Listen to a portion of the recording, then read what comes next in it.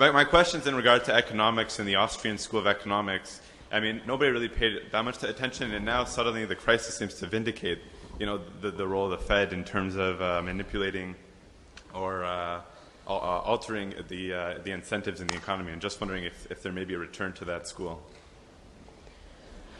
Well, the School of Austrian Economics, I learned about that,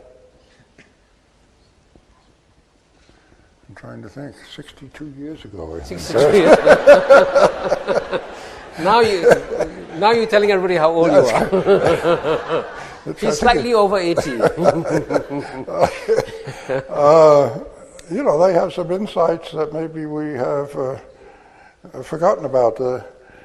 Some of the old scholars of the so-called Austrian school. I literally took my first course in economic theory from an Austrian, so who was of the Austrian school. But the idea of credit creation being important for one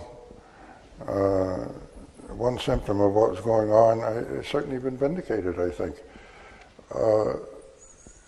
If you look at the statistics in the United States particularly, I think to some extent this would be true in Europe, but it began back when I was chairman of the Federal Reserve.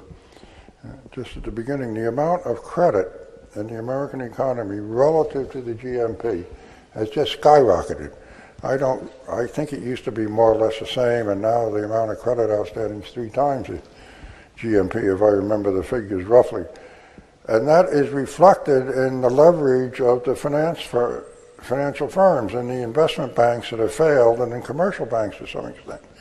That they all built up the balance sheet on the liability and asset side because of a sense of easy credit and no problems. And that's what's come home to roost. So suddenly they haven't got enough capital to support the credit, which wouldn't surprise most Austrian economists, I suspect. I'd like to thank you for your very illuminating perspective and ask you, do you think the U.S. economy is headed for what Keynes would have described as a liquidity trap? And how long do you think the recovery would take? What's been described? It's been described as a liquidity trap. Oh. And how long will the recovery take? Well, I don't think we're not in a liquidity trap at the moment.